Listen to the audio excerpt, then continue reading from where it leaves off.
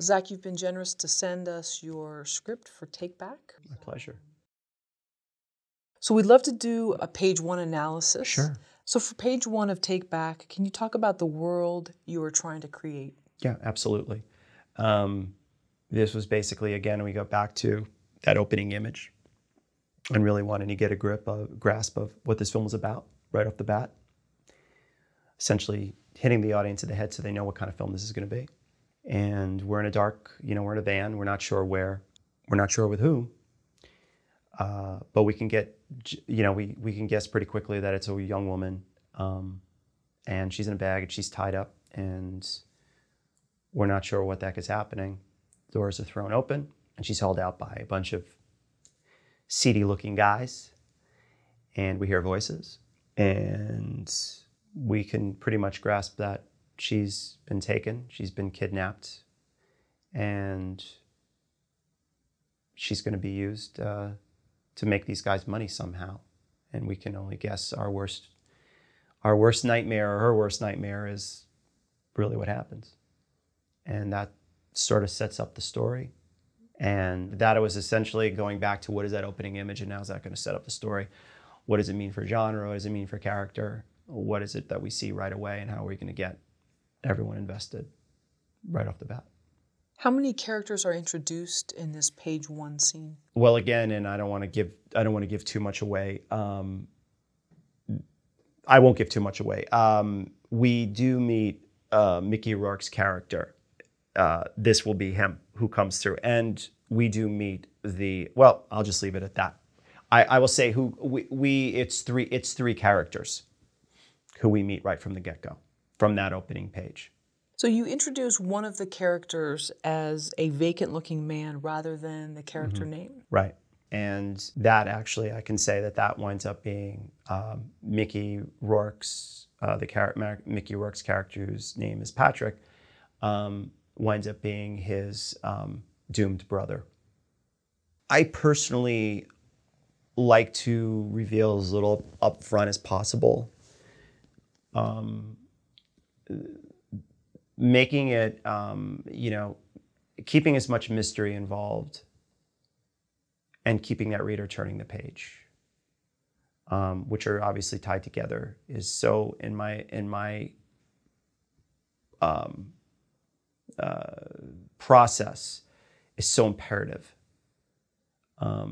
Giving out just little bits and pieces here and there.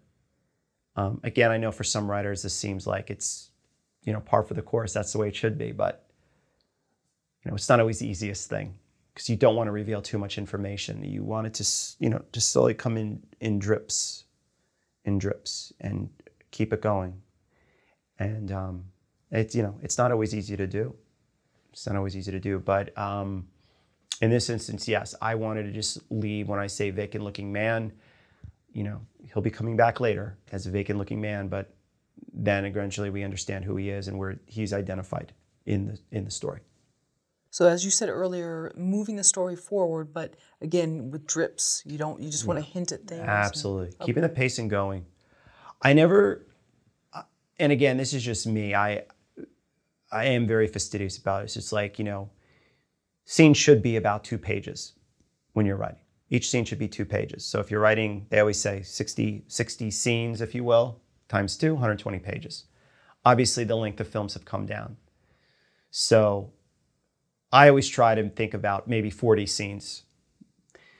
And conflict within those 40, those 40 scenes. I should say earlier, within the Blake Snyder thing, there are the 15 beats that he then expands to 40 beats within a story. So for me, and I think you can be anywhere between 30 and 40. But you figure those 40 beats are usually between, 2 and 3 pages, roughly, is what you're aiming for. So yeah, and again, I apologize for not expanding upon that earlier, but just initially getting a sense of the main beats for the character, then expanding those, and that takes you through the rest of the story for the most part. For me, keeping scenes between 2 to 3 pages and keeping action lines, never clumping them, really keeping it sparse. letting the story flow, letting the script. And you know, screenwriting is very different than prose writing. Screenwriting is it's punchier. You don't want to write a lot of superfluous description. You want to keep it short, you want to keep it compact, you want to get to the point right away. And that also ties into the pacing of your story. At least it does for me, and that's part of the flow. So again, keeping it keeping it tight, keeping it punchy, lots of white page, and just letting it flow. A fluid script. You don't want to get too clumped up, and you want to keep the pages turning. So action line, van rolls to a stop. Next line, side door is thrown open. Right. Blinding light floods in. Yeah. Right. So there is like a rhythm. Exactly. I'm seeing a rhythm. There's always a rhythm. Mm-hmm. Shadow shrouded faces appear. Rough, uncompromising hands grab, pull, and drag us out. I can see it. I can feel like I'm there. Right. Yeah. And you want and again, this is not it's you may have to go through 7, 8, 9 drafts before you get that rhythm down. That's why rewriting is so important. First draft, you get it down, great, good for you. But there's going to be a lot more. There's going to be subsequent drafts where you're really trying to find that pacing, finding that rhythm, finding that flow to it. That's all part of the process, and it's certainly for me, and that's what took me. Again, I wrote many drafts for this script until I really got to that point where I'm like, okay, it flowed. How many drafts? Over the years, easily 25, 30. It was a lot. In all various stages, not complete page one rewrites, but definitely different versions, rewriting different scenes. Can you tell us about the smash cut? It's funny because I usually don't like putting in, I try to avoid stage directions as much as possible or cuts, cut twos. I'm very limited with those. If I'm doing it, it's there to have a profound effect on, your match. It's almost like a match cut from, your character in one scene's punching, and the next scene, that character's punching, or another character's punching. So it's sort of like that smash cut. It's a quick cut to sort of match, to gel the two scenes together in a very fast way. Normally, I don't like putting in, stage directions or, those inserts. Can you tell us about the smash cut, though? Literally, it seems like, was it a happy accident or deliberate? It was on the bottom of the page? Yeah, that very well may have, I think it was, that was the end of the scene. And I think it was probably more of a happy accident than anything else. But it was great because it ended on that first page. So hopefully they're reading to the second page when they see that. How long did it take you to write this first page? Well, it was rewritten, but something like that, again, I mean, I don't have a time frame for that, but there are times where I've been able to write a page like that within a couple of minutes. Other times it takes longer because, again, I'm refining it and I'm finding my way. But it can vary a whole lot of different, length of time for that particular process. And when you said you did roughly 25 rewrites, I realize they weren't all page one rewrites, but what part in particular did you work most at that needed the most polish? Mostly her journey, changing it for, because funny enough, Mickey Rourke's character was a woman. Really? Oh. But we got Mickey, and I was like, they said, can you make this a man? I said, sure, why not? And, it's Mickey Rourke, why not? Sure. That definitely changed that dynamic a little bit. But I think it had more to do with her journey and her character. And then at other times, making the plot, making it fresher, updating it, I would say, at certain points, some of the action.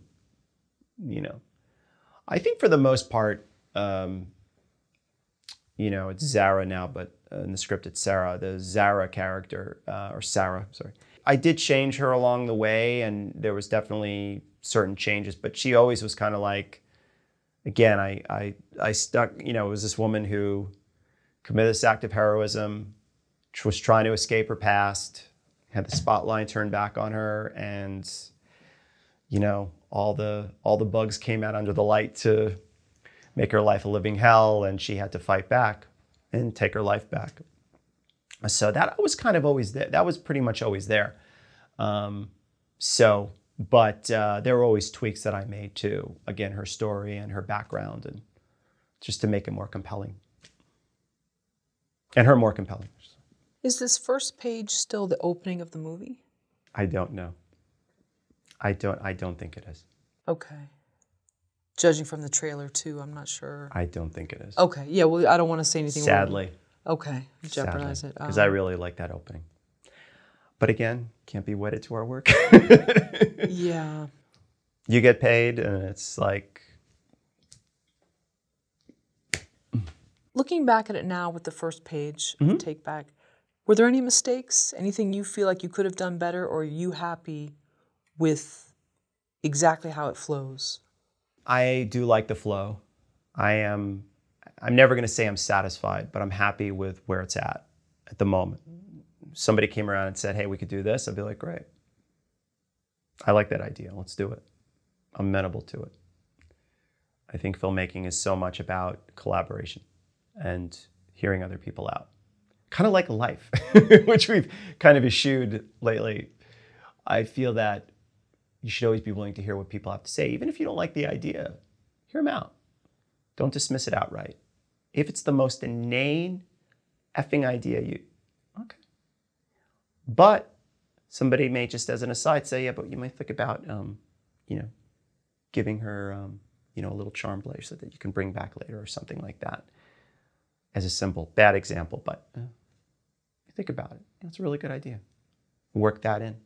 Or some way symbolize that symbol term ties back to the theme. So where it's at now, I think it accomplishes what it needs to. I think it sets up the film with some mystery. We get a sense of danger. We get a sense of establishing what genre it is. We get a nice opening image. So yeah, but and I will backtrack. That getting to that opening image, the actual writing of it didn't take long, but I think working around some scenes that had been there prior and making it, that took some reshifting and some rewriting. The actual scene itself to write didn't take too long, but there was definitely parts of drafts that were different, that had different opening images. And I think for me, it was about streamlining it and making it as concise and simple and quick as possible. Again, that's how I work. I want to know, delving into it as quickly as possible and getting to the story, and getting to our characters and getting to those main beats as fast and concisely as possible is so important. Did you cut down a lot of dialogue and of the action lines in this first page? It's not too much. There was some. Yeah, probably maybe, in that instance, maybe a quarter, a half a page. Yeah. Because there didn't really need to be much that needed to be said. That was in my intention. And again, I think you do more by showing more and saying less. Take Back, coming out in 2021? 2021, I don't quote me, it should be coming out in between April and June. We're hoping. I'd just say the spring. At some point in the spring, maybe okay. Mid to late spring. Right, and it was shot during COVID? It was shot during COVID. Okay. It was one of the few movies made during COVID. It was shot in LA and out in the Palm Springs area. Yes. Right, and it stars? Stars Mickey Rourke, Michael Jai White, Gillian White, James Russo, and a handful of other actors and actresses who you've definitely seen in a theater near you or on television. So yeah, it was a really good cast. Really, they did a terrific job with the casting, without a doubt. And I know it took a little bit to get made, and we're yeah, it was. It was definitely a process. We had I had met through, I had sent the script to a producer friend of mine, and he had gotten it to Christian Sesma, who's the director, and Mike Hatton, who's the producer. Both have worked extensively in the business. Mike is actually as an actor. He was in The Green Book and a number of other films. Christian's worked on a number. Christian actually has just had a film come out early this year with Val Kilmer called Pater. And he's directed a number of other films. And yeah, so we went to them, and they signed on pretty quickly. And then we were able to get Mickey Rourke attached. And we unfortunately had an investor drop out, and we needed to fill that. So we went to a financier, fairly big financier in town, who stepped in, and we unfortunately weren't able to get it done with him. So we signed on, and then it just didn't happen. And then the rights reverted back to me. And after that, we were able to find a financier pretty quickly, plug the budget shortfall that we had from the initial investor backing out, and we got it made, and it'll be out soon. Excellent. Okay, and we'll have a trailer, of course, in the link below. Yeah, absolutely. That is the official trailer.